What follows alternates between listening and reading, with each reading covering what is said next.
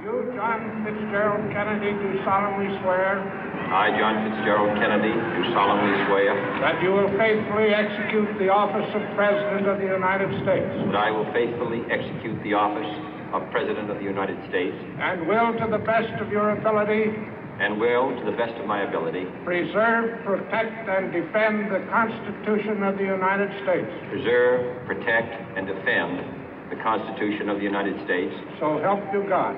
So help me God.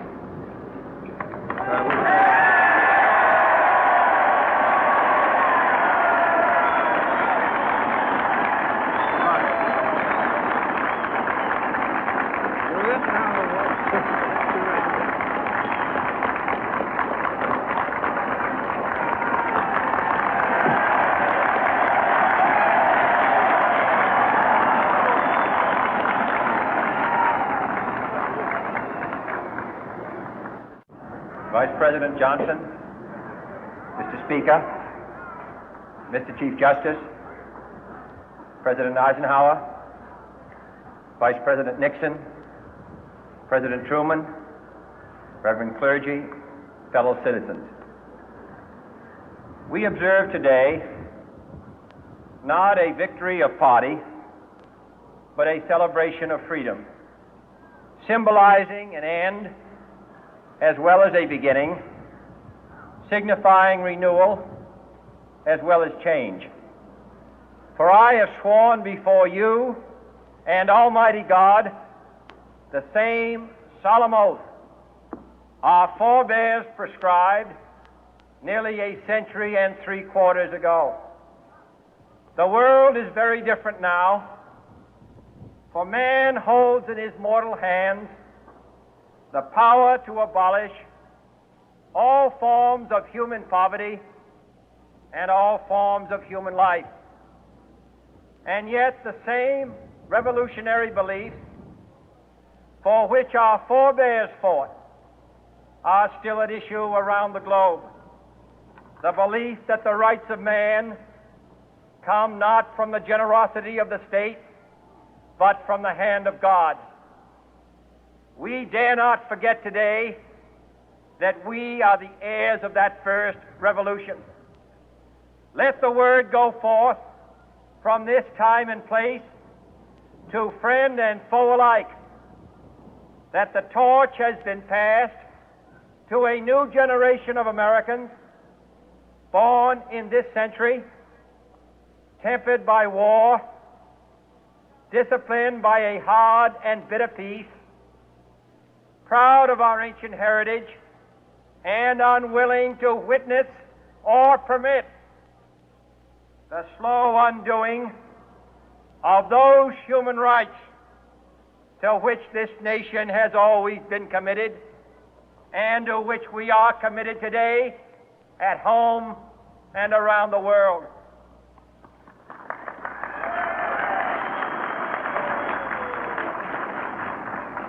Let every nation know, whether it wishes us well or ill, that we shall pay any price, bear any burden, meet any hardship, support any friend, oppose any foe to assure the survival and the success of liberty.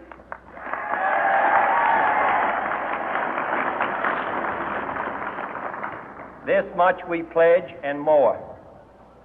To those old allies whose cultural and spiritual origins we share, we pledge the loyalty of faithful friends. United, there is little we cannot do in a host of cooperative ventures. Divided, there is little we can do, for we dare not meet a powerful challenge at odds and split asunder. To those new states whom we welcome to the ranks of the free, we pledge our word that one form of colonial control shall not have passed away, merely to be replaced by a far more iron tyranny. We shall not always expect to find them supporting our view, but we shall always hope to find them strongly supporting their own freedom, and to remember that in the past, those who foolishly sought power by riding the back of the tiger ended up inside.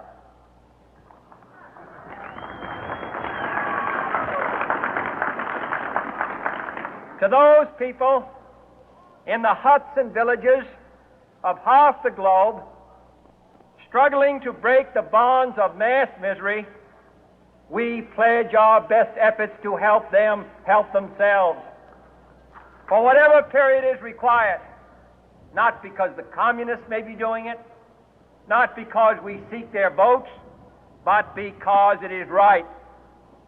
If a free society cannot help the many who are poor, it cannot save the few who are rich.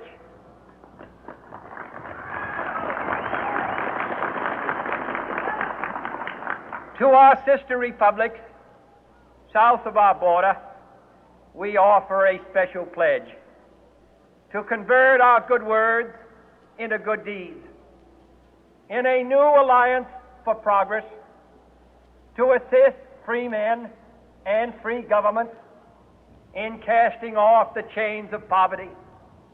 But this peaceful revolution of hope cannot become the prey of hostile powers. Let all our neighbors know that we shall join with them to oppose aggression or subversion anywhere in the Americas. And let every other power know that this hemisphere intends to remain the master of its own house.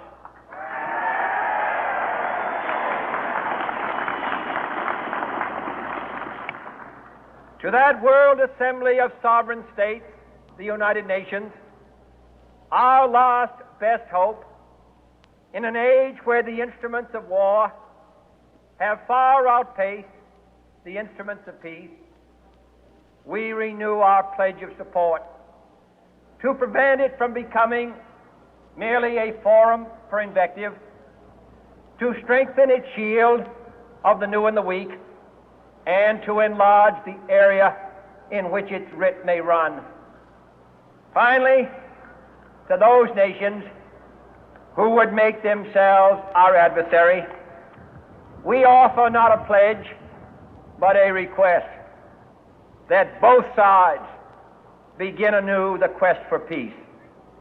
Before the dark powers of destruction, unleashed by science, engulf all humanity in planned or accidental self-destruction, we dare not tempt them with weakness, for only when our arms are sufficient beyond doubt can we be certain beyond doubt that they will never be employed. But neither can two great and powerful groups of nations take comfort from our present course, both sides overburdened by the cost of modern weapons, both rightly alarmed by the steady spread of the deadly atom, yet both racing to alter that uncertain balance of terror that stays the hand of mankind's final war. So let us begin anew, remembering on both sides that civility is not a sign of weakness, and sincerity is always subject to proof. Let us never negotiate out of fear, but let us never fear to negotiate.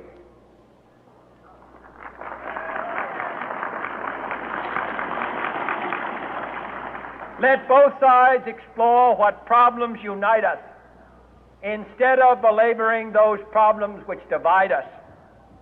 Let both sides, for the first time, formulate serious and precise proposals for the inspection and control of arms, and bring the absolute power to destroy other nations under the absolute control of all nations.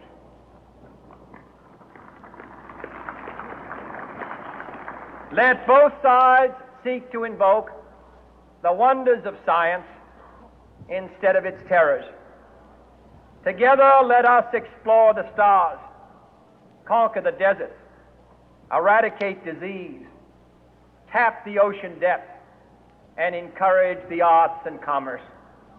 Let both sides unite to heed in all corners of the earth the command of Isaiah to undo the heavy burden and let the oppressed go free. And if a beachhead of cooperation may push back the jungle of suspicion, let both sides join in creating a new endeavor, not a new balance of power, but a new world of law, where the strong are just and the weak secure and the peace preserved. All this will not be finished in the first 100 days, nor will it be finished in the first 1,000 days, nor in the life of this administration, nor even perhaps in our lifetime on this planet. But let us begin.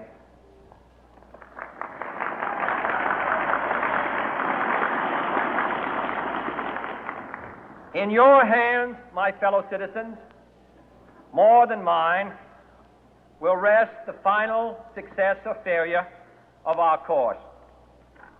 Since this country was founded, each generation of Americans has been summoned to give testimony to its national loyalty.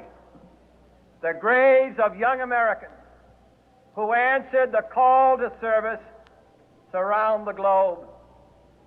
Now the trumpet summons us again, not as a call to bear arms, though arms we need, not as a call to battle, though in battle we are, but a call to bear the burden of a long twilight struggle, year in and year out, rejoicing in hope, patient in tribulation, a struggle against the common enemies of man, tyranny, poverty, disease, and war itself.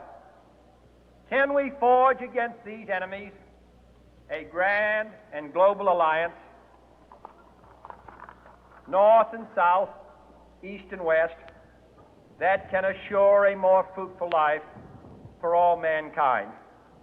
Will you join in that historic effort?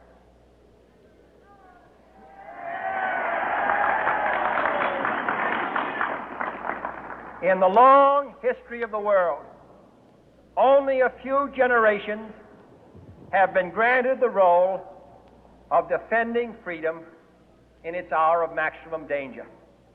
I do not shrink from this responsibility. I welcome it.